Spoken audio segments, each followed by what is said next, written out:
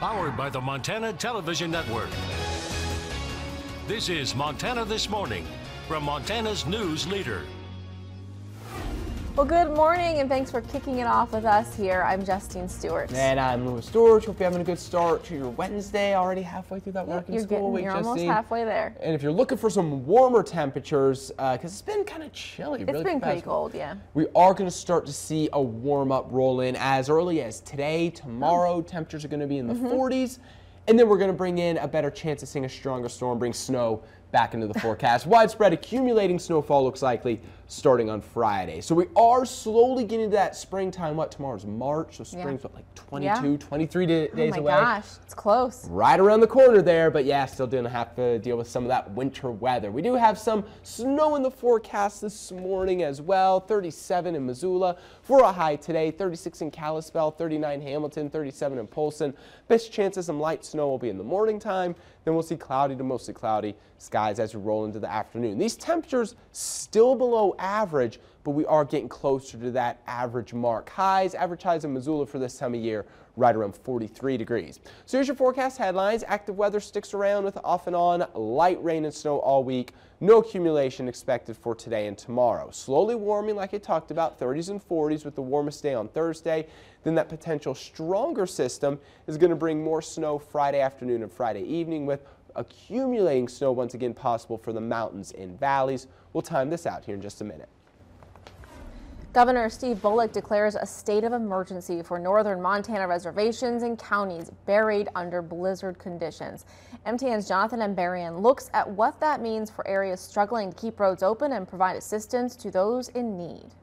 Governor Bullock's state of emergency allows him to mobilize additional state resources, including the Montana National Guard, to protect life, health, and property. It will also allow local jurisdictions to be reimbursed for the costs they're already facing. Bullock also loosened restrictions on commercial drivers carrying diesel fuel, propane, and heating oil, so the needed fuel can reach northwestern Montana. In a statement Tuesday, Bullock said the safety and security of Montanans must be our top priority.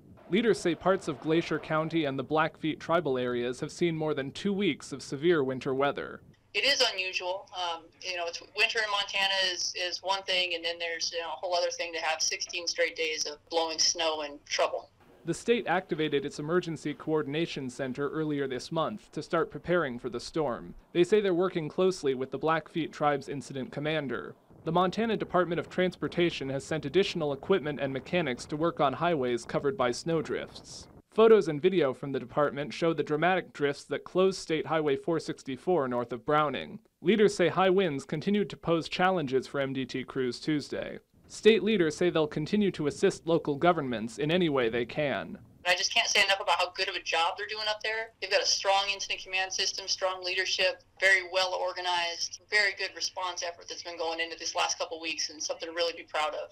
Jonathan Ambarian, MTN News, Helena. Northern Montana and the Rocky Mountain Front are not the only areas that the state included in the governor's declaration. The order also covers the Golden Valley County area and Northern Cheyenne Reservation in southeast Montana. Communities across the state coming together to shovel out houses and roads and bring food and other supplies to people in Browning, East Glacier, and Hart Butte. Right now, there is a tremendous need for food and provisions, especially diapers.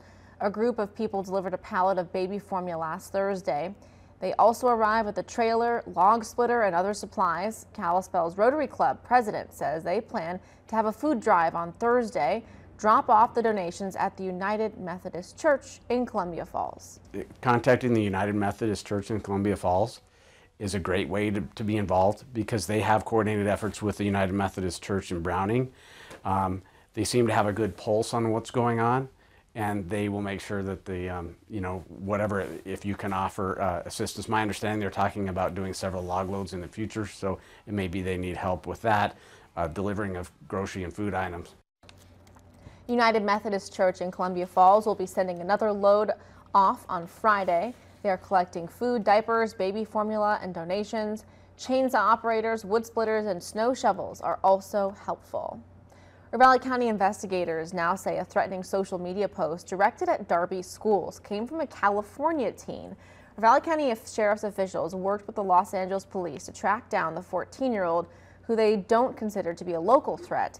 The suspect is connected to 18-year-old McLean William Kaiser, the Darby senior who was arrested and charged for making both verbal and social media threats towards fellow students. The pair were acquainted through an online gaming system. The sheriff's office is working with prosecutors and the FBI to see if charges might be filed, although that could be difficult to do since the case crosses state lines. For safety, there are increased patrols at Darby School planned through the rest of the year. At the Missoula County Public Schools meeting last night, teachers voiced security concerns in light of recent threats against local schools. They say the number of days that are required to spend out of the classroom for district trainings during the year presents a safety concern. They talked about having to leave their students in the hands of substitutes who may or may not be trained on school emergency procedures. Safety concerns in Missoula County peaked last week as multiple school threats raised questions about school preparedness to respond in the worst-case scenario. At the meeting, the teachers wanted the school board to reconsider how they schedule the trainings that are often embedded, meaning that they're held during regular class times. We have a number of days that are just for professional development where we don't have students, that would be a better use of that time. So number one, you keep the teacher in the building, and number two, you could have really high quality development. Fisher says he has spent almost 26 years teaching at Sentinel. He says the way the school district now schedules professional development by taking teachers out of class has only been in place for a few years. Incoming freshmen to Missoula County Public High Schools have enjoyed the option of choosing which high school to attend, even if it's not the closest to their home. But getting out-of-area approval is becoming more challenging for MCPS because of class size and school construction. MTN's Jill Valley has more. Some like the 4-H factor, or the fine arts, or the school with the successful team. I think there are perceptions in the community about relative strengths of program in some high schools, whether it be the fine and performing arts or science education, for example. For some 15 years, Missoula students had the opportunity to select the high school they felt better matched their ambition or interests. And for years, that's been pretty doable. But it's getting a little tougher for MCPS to accommodate all those requests because there are fewer classrooms available and a lot of incoming students. We're taking some classrooms out of circulation in the various schools as they're being renovated. And so that's created a capacity issue in some of our high schools that is somewhat temporary in nature.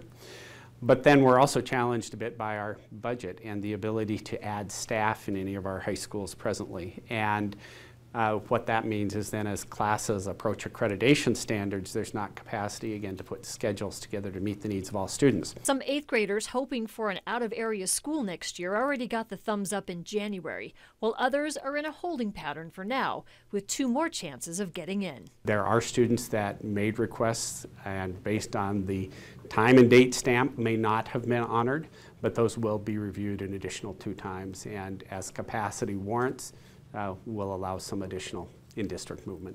It is the 3rd consecutive year the high schools are seeing a bump in enrollment. Jill Valley, MTN News, Missoula. Students who are still waiting to see if they got their choice high school could find out June 1st and again on August 27th. Time to send on over to Lewis for your weather on the 8th this morning. All right, thank you, Justine. Good morning, everyone. Hope you're having a good start to that Friday. Have a chilly start to the day. However, temperatures not as cold as what we have been seeing. A weak storm system brought some light snow last night. Also, cloud cover overhead didn't allow those temperatures to drop quite as much. So mostly in the 20s. We are seeing 19 Seeley Lake, 22 Phillipsburg, 27 this morning in Hamilton, 22 Missoula, 28 Polson. We're at 27 there in Kalispell. So overall, not a bad start to the day, and we are going to see slightly warmer temperatures this afternoon. We do have some light snow still rolling through. This will be the trend, at least for the morning time. Very light off and on snow showers. Here we have maybe a few flurries around Missoula, a few flurries down towards the Bitterroot Valley. Looks like we have some snow falling there over Lolo Pass, and then in northwest Montana, pretty much the exact same sort of thing. Now, it doesn't look like much, but we did have bands of moderate snow, especially fall in the mountains last night. So change required if you're towing over Lookout Pass. And then we are also seeing snow-covered roads on pretty much all those passes here this morning.